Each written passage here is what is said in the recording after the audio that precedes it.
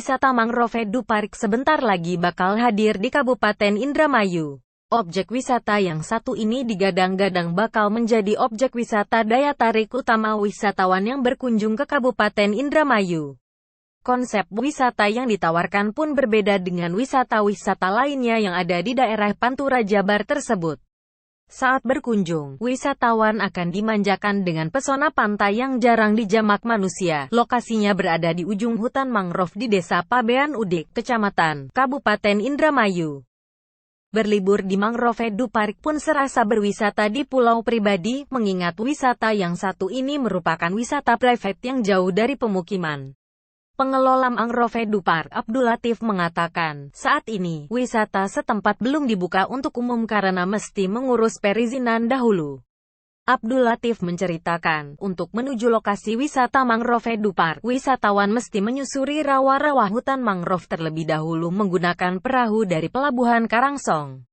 Saat menjelajah hutan mangrove pun, kata dia, wisatawan bakal langsung disuguhkan dengan pemandangan eksotis dari pepohonan hutan mangrove yang alami. Di sana, wisatawan pun bakal langsung disambut oleh kawanan burung yang hidup alami di kawasan hutan mangrove Indramayu. Burung-burung itu akan terbang di atas perahu yang ditumpangi wisatawan. Sesampainya di lokasi wisata, wisatawan bakal langsung disuguhkan dengan pemandangan laut yang masih asri. Di sana juga terdapat coffee shop dan cottage. Wisatawan bisa bermalam di sana sembari mengagumi pesona laut dan hutan mangrove Indramayu saat malam hari.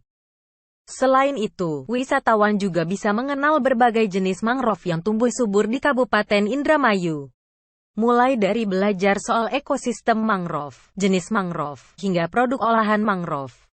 Termasuk melihat budidaya ikan bandeng, kepiting, rumput laut, dan lain sebagainya yang tumbuh alami di kawasan hutan mangrove. Abdul Latif menyampaikan, sehingga selain berwisata, lokasi setempat sangat cocok untuk menjadi wahana edukasi. Lanjut Abdul Latif, yang menjadi daya tarik adalah wisata ini bersifat private, bukan wisata umum.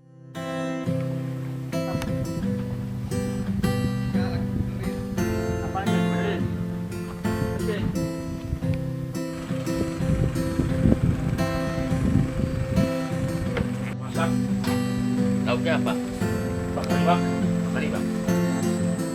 Jadi harapan kita ke depan bahwa kita ini mampu cerita tentang apa itu mangrove sebenarnya seperti itu. Jadi lebih mendorong bahwa orang kesini itu benar-benar mau belajar. Yang kedua, kita siapkan beberapa fasilitas lah. Jadi selain mereka melihat ekosistem di mangrove itu sendiri, mereka bisa belajar tentang jenis, yang lainnya belajar tentang olahan tentang mangrove itu sendiri. Di sini fasilitas apa aja nih Pak? Ya sementara ini baru beberapa lah, ada mungkin tempat untuk tadi cerita tentang edukasi ya, belajar. Kedua, kita siapkan beberapa budidaya, budidaya yang bisa kita lihat ya. Di situ ada budidaya kepiting, ada bandeng juga, ada rumput laut. Nah, terus mungkin ke depan jangka panjangnya ada kerapu juga. Jadi sederhananya begini, kenapa kita harus cerita tentang budidaya? Selama ini orang takut untuk tanam mangrove. Nah, mereka sendiri wajar bahwa yang lahan yang ditanami mangrove akan sempit dibandingkan dengan tidak ada tanaman mangrove. Nah, jadi semestinya kita mengalihkan tadi budidayanya. Jadi kalau sama-sama bandeng ya jelas kita kalah dari sisi ekonomi. Tapi kalau ceritanya kita alihkan dari bandeng ke kepiting, dari bandeng ke kerapu, jelas punya nilai ekonomi tinggi. Nah, itu yang coba kita sampaikan, bahwa berbudidaya dalam konteks ilmu pesisir itu harus begitu. Berarti selain wisata juga edukasi Nah, ya ini. kita lebih mendorong edukasinya. Nah, di sini karena tadi cerita kita siapkan fasilitas lah. Ada tempat untuk ngopi, ada juga mungkin sekedar bermalam ya kita siapkan.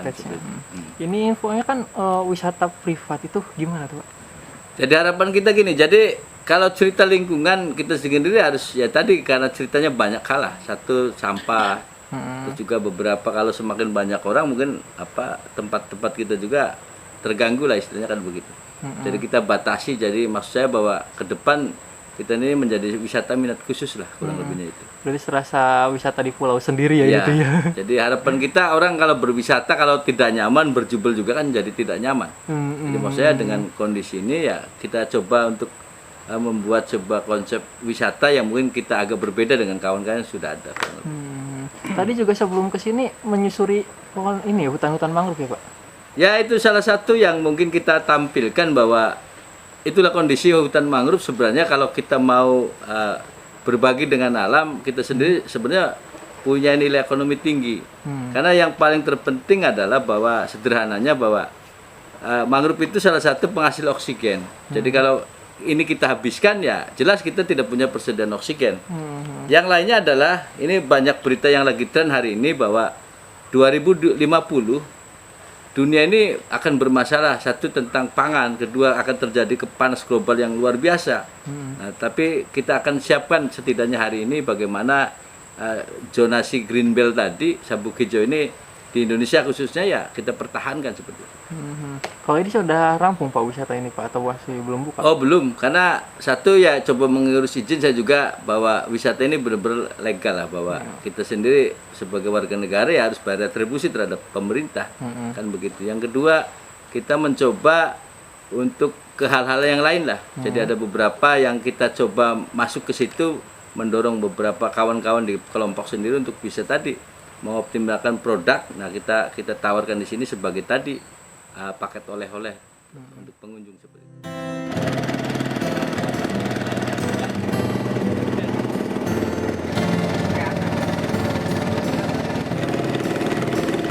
Terima kasih sudah nonton. Jangan lupa like, subscribe, dan share ya.